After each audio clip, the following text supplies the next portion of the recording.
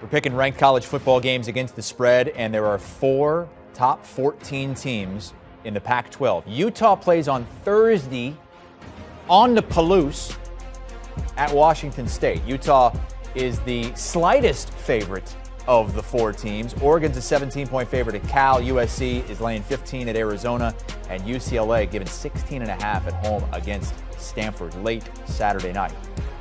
Let's start with Bo Nix and the Oregon Ducks, 17-point favorites at Cal after the big win against UCLA last week. That's right, Danny. What does that mean then for this matchup as they head to Berkeley, that sleepy, quiet place? What would you consider this, Danny? Is it a hangover game maybe? Oh, yeah. You know it. So that's the side I'm on here. I think I look at this. Justin Wilcox knows how to construct a defense to stop the rushing attack for Oregon. I mean, it's a big number when you think about the fact that Jack Plummer is coming off his best game of the season versus Washington, even though it wasn't a loss. 245 yards passing, 3 touchdowns, no picks.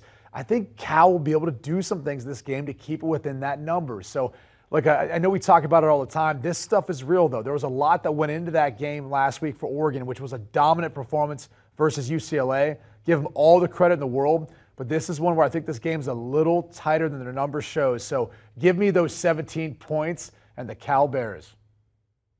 This might be the ultimate of all ultimate hangover games right here. I mean, there might be more protesters gluing themselves to the turf than there are fans in the stands. I mean, Marshawn Lynch is going to be – he's out there talking about – he can't even keep it clean when he's talking about the lack of fans in the stands. They just don't care. And it is sad. It's one of the harder jobs in college football. But even in some of their losses, and it is hard to explain how they lost to a Colorado team, but they still are fighting for Justin Wilcox, their head coach. And they're still going to put together a game plan that I think could present some problems. And now that you're Oregon, they do have that bullseye on their back. They're going to get everybody's best effort. And I do think it'll be a little bit of a sluggish start, playing an atmosphere that will be completely opposite of what you saw last weekend against Outson. So I think it'll be a slow start.